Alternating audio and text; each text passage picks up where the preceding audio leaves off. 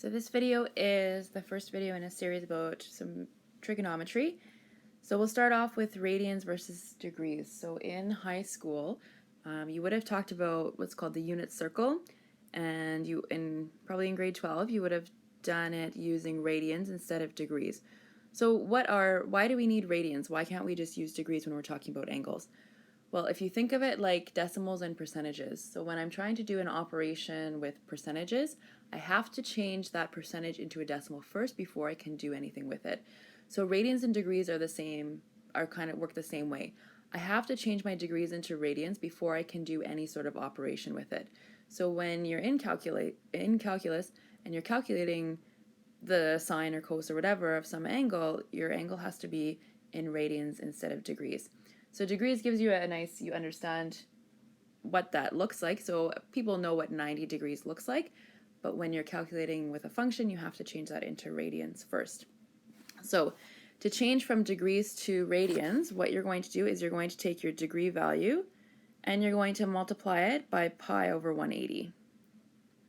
Okay, so for example, if I wanted to change 360 degrees into radians, I would multiply it by pi over 180. Okay, so this would cancel with this and become 2, so it'd be 2 pi. So 360 degrees is the same thing as 2 pi radians. Okay, and this is what I would be using if I'm doing any calculations. Okay, it's also important to know the equation of a circle. So you know the equation of a circle probably from high school, centered at 0, is x squared plus y squared equals r squared, where r is the radius. So this is centered at 0. 0, 0. So centered at the origin. And then the equation of your unit circle. Now, when you're dealing with radians, what we're going to do is we're going to use this equation. So sine, let's use theta, plus cos theta, sine squared theta, plus cos squared theta is equal to 1. So this is the equation for your unit circle. It's also an identity that's really important and comes in handy. So sine squared of some angle plus cos squared of that angle is equal to 1 always. The radius of the unit circle is, of course, 1. That's why it's called the unit circle.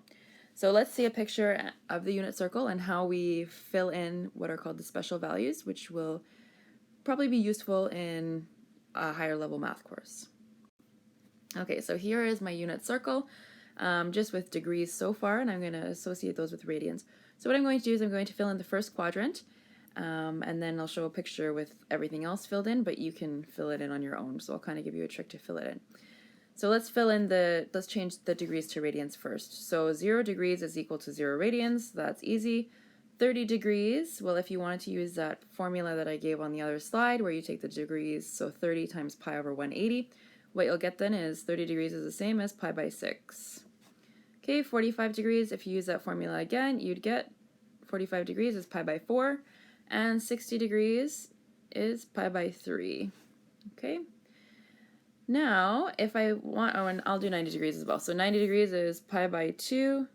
You know what, I'll fill in the big ones. 180 degrees is pi, and then 270 degrees is 3 pi by 2. I'll fill in those important ones. Okay, so then just looking at the special values in the first quadrant, what I want to do here, let's draw a triangle and look at it that way. So if I want to figure out here, this is where my theta is, and I want to figure out the coordinates of this point here.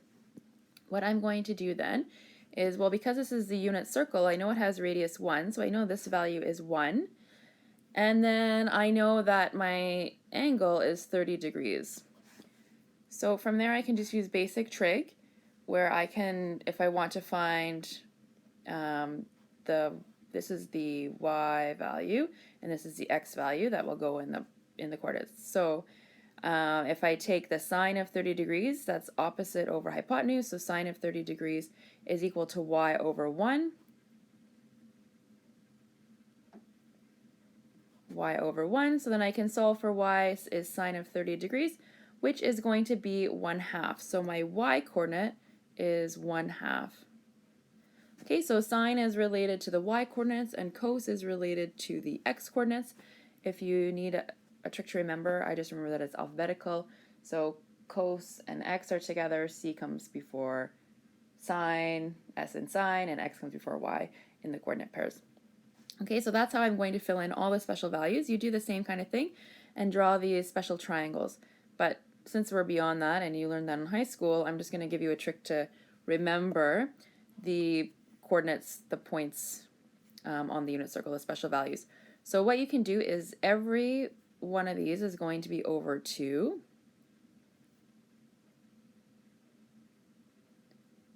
Okay, and then going from the inside, from the bottom first, I go 3, 2, 1.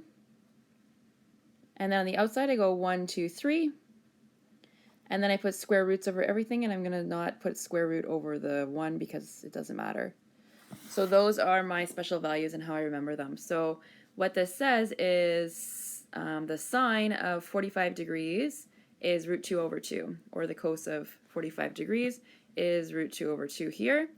The cos of pi by 3 is going to be equal to, well, cos is related to the x-coordinates, so cos of pi by 3 is 1/2. Okay, the cos of pi by 2 is 0.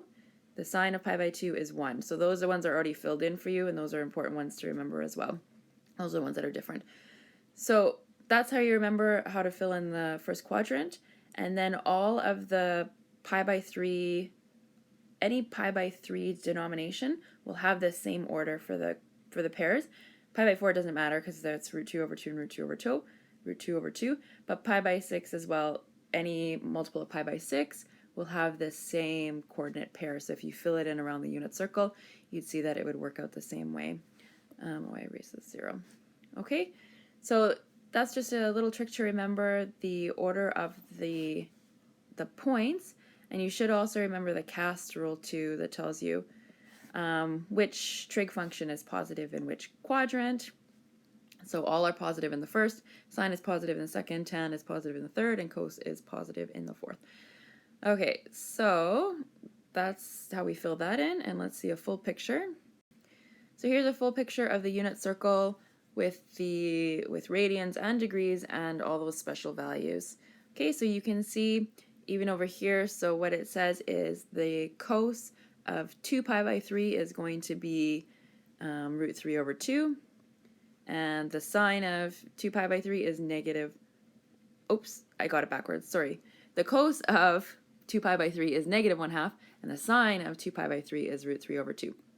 And you see that it's a pi by 3 multiple, and it has the same order as this one here, except the cos is negative because only sine is positive with following my cast rule. Okay, so it's just really useful to have these memorized. So you should have the unit circle memorized and those special values. It will come in handy. They will come up. You should also know tan theta is equal to sine theta over cos theta, so equal to y over x. So if I wanted to find, for example, the tan of pi by 4, well, what I do then is the sine of pi by 4 is equal to root 2 over 2, and the cos of pi by 4 is root 2 over 2. So tan of pi by 4 is just equal to 1. So you just divide sine theta by cos theta. Okay, that's it. Thanks for watching.